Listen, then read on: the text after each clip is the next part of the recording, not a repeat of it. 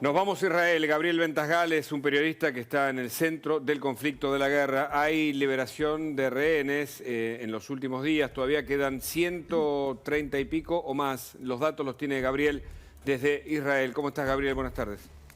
¿Qué tal, Hugo? ¿Cómo estás? Bienvenido. 137, hola chicos. 137 quedan, de los cuales están los dos niños, entre ellos Kfir, de 10 meses, y aproximadamente unas 10 mujeres, y 106 hombres en lo que sería edad militar, que me imagino que van a ser los últimos en salir de Gaza si es que posiblemente o no posiblemente logran salir con vida.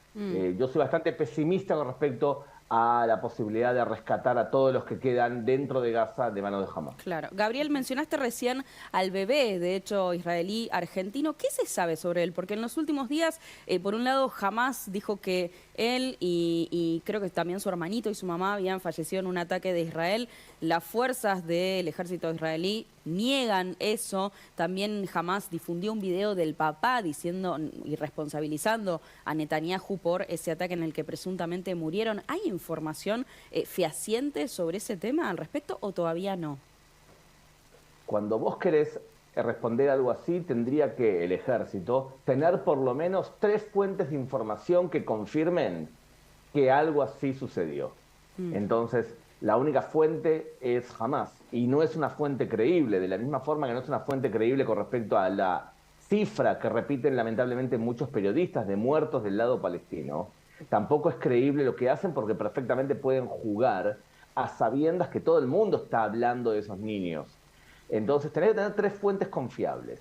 Cuando hay 3 fuentes confiables, o por ejemplo rastros de ADN y demás, puede, por ejemplo, ser declarado como que la persona falleció, como pasó, por ejemplo, con Noah, con la soldada, que se Sí. sabía que estaba muerta, pero, y había esas 3 fuentes de prueba, al no haber, no se puede declarar que algo así ocurrió, y se pone en tela de juicio la posibilidad de jamás de poder Claro. seguir jugando psicológicamente con la población israelí. Gabriel, hablas de que justamente sos pesimista en cuanto a la liberación del resto de los rehenes, ¿no? Lo consideras difícil. Ahora, ¿qué tan probable es que se pueda volver a acordar con Hamas una especie de tregua, teniendo en cuenta que en el último tiempo, bueno, no cumplió con el acuerdo y por eso se levantó el cese al fuego? Mira, lo veo de la siguiente forma. Cuando tú presionas militarmente al Hamas en la Franja de Gaza y le haces perder capacidades militares y también capacidades personales, lo colocas entre la espada y la pared y permites una negociación. Los rehenes liberados israelíes que estaban en manos de Hamas no los liberó porque de pronto Hamas se transformó en la Madre Teresa de Calcuta. No. Está claro. Los liberaron porque los presionaron de tal forma. Cuando Hamas sintió que había recompuesto su posición o que quería de alguna manera seguir en la senda anterior, volvió a violar el cese de fuego y comenzó. O sea que a tu respuesta es: una presión militar israelí puede reconducir a una liberación mayor de presos, teniendo en cuenta, de rehenes, perdón, teniendo en cuenta que seguramente los últimos en salir van a ser esos hombres en edad militar. Claro. ¿Y hasta cuándo puede persistir la guerra en este sentido? Porque es un tire y afloje hasta que liberen a la totalidad de los rehenes, o aún así Israel va a seguir tratando de desarticular a la organización terrorista. Mira, Hugo, yo creo que el objetivo de Israel va a ser seguir manteniendo control en temas de seguridad de la Franja de Gaza. O sea, seguir entrando y saliendo cuando sea necesario y colocando para administrar civilmente y para reconstruir la Franja de Gaza a alguien que no sea el Hamas, que puede ser la autoridad palestina o puede ser una autoridad palestina bis. O sea, una autoridad palestina que no tenga que ver con Ramallah, que administre el día a día la autoridad palestina, pero que cuando Israel sienta que nuevamente hay líderes del Hamas, vuelva a entrar militarmente. Lo que creo que no va a ser la misma Franja de Gaza que conocimos hasta el día 6 de octubre. Va a ser otra cosa diferente. ¿De qué depende lo que me estás preguntando? Y de un montón de factores que no sabemos. Por ejemplo, Blinken estuvo aquí y él quiso saber cuál era el plan de Israel con respecto al futuro, lo que tú preguntaste, y hasta qué punto Israel iba a atacar y dónde. Entonces le explicaron, por ejemplo, que ahora comenzaba el ataque en el sur de la Franja de Gaza, y demostraron un mapa dividido en cuadrículas, donde le decían, nosotros ahora le decimos a la población palestina que pase y de esta forma no atacamos a la población civil o la protegemos y atacamos una parte que sabemos que del sur que está el Hamas. Con que hagan un solo error militar grande. Significa si el ejército dispara contra, Dios no quiera, un hospital y mata una cantidad de personas inocentes, ese hecho va a causar tanta presión mundial que puede ser que la guerra se acorte. Entonces hay un montón de datos que no sabemos. Hablando justamente de la presión, la semana pasada hablábamos sobre la presión internacional que existía sobre Israel. Vos nos explicabas que hay un sector de determinados países que apoyan fuertemente a Israel y otros que no están tan alineados. Hay una situación muy particular con la ONU, ¿no? De hecho, hace muy pocas horas habló el alto comisionado de la ONU para los Derechos Humanos, dijo que ya no hay lugar seguro en la franja de Gaza, que por la reanudación de los combates el 75% de la población tuvo que dejar su casa por la ofensiva militar de Israel. ¿Qué mirada tenés sobre el rol de la ONU y cuánto crees que puede llegar a incidir en las decisiones militares del gobierno de Israel y de Benjamín Netanyahu?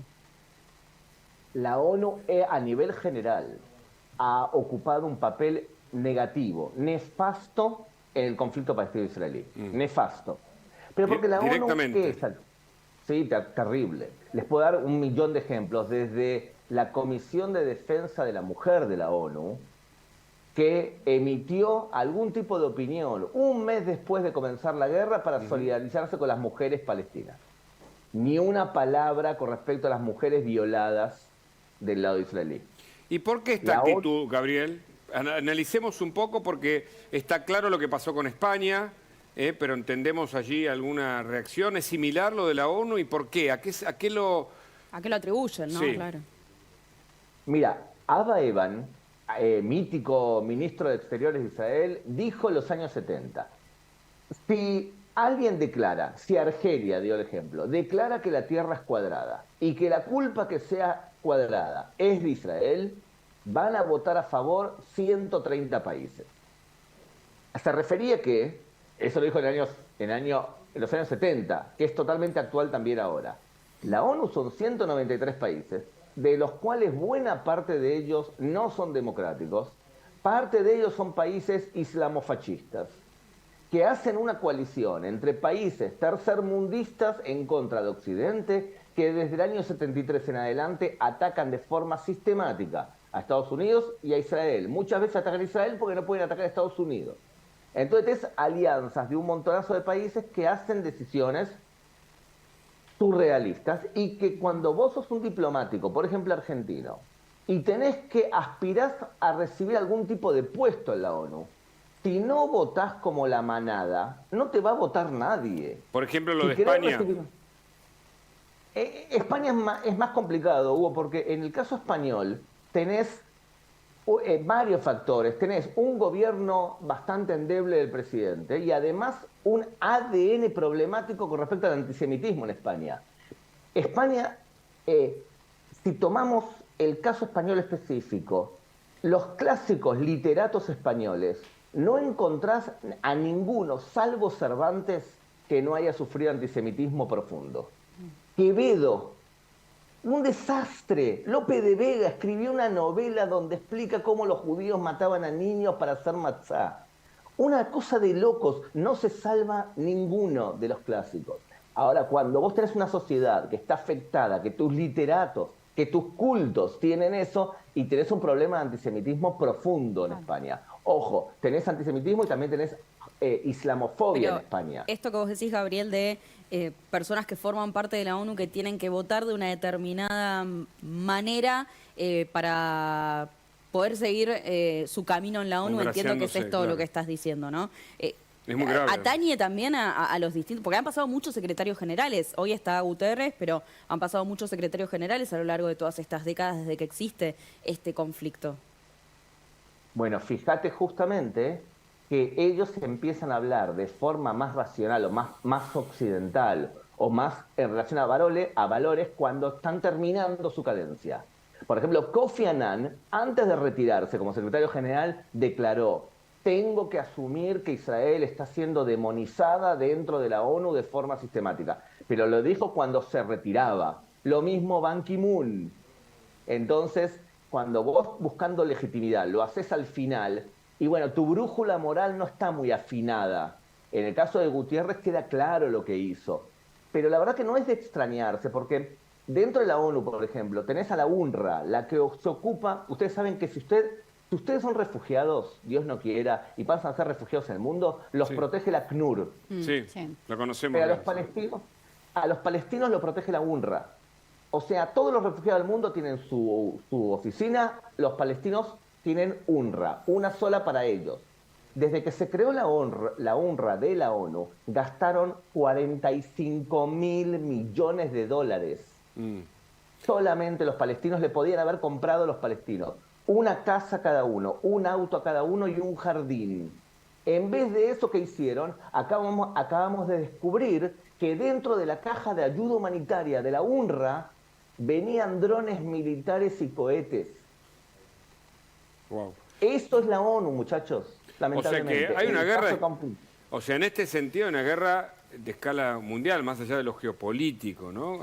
Hay evidentemente algo que está emergiendo allí, pero que tiene implicaciones que no van a parar, me parece, o que se complican en este escenario. Sí, ¿vos ves algún tipo de resolución a futuro en este conflicto que involucra, yo ya no sé si decir israelíes y palestinos, me parece que va más arriba el conflicto, pero vos tal vez tenés una mirada porque conocés mucho mejor el tema desde dentro, ¿no? Pero ¿ves alguna resolución posible en algún momento de este conflicto Israel-Palestina?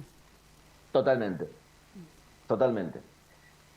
Mira, lamentablemente la naturaleza de este conflicto es esencialmente religiosa, ya que Hamás considera que judíos y cristianos no tienen derecho a un Estado propio en ninguna tierra de la Tierra Santa Islámica.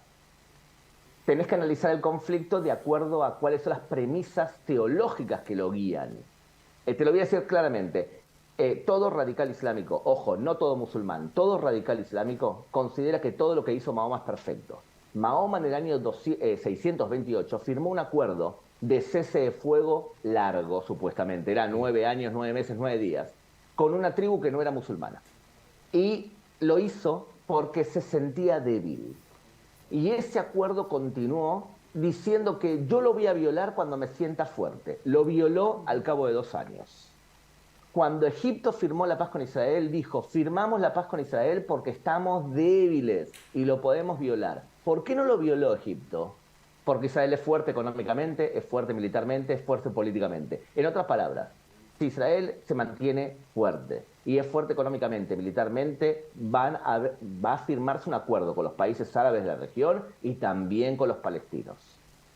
¿Se puede violar ese acuerdo? Se puede violar, a menos que te mantengas siempre fuerte. Lamentablemente, los palestinos, al sentirse arropados por la ONU, por España, se sienten más fuertes que si todos los morales del mundo les dirían claramente que paren de asesinar gente o de utilizar a sus propios ciudadanos como escudos humanos. Gabriel, muchas gracias por este contacto. Te mandamos un saludo. Un abrazo a ustedes. Hasta luego. Chao, chicos.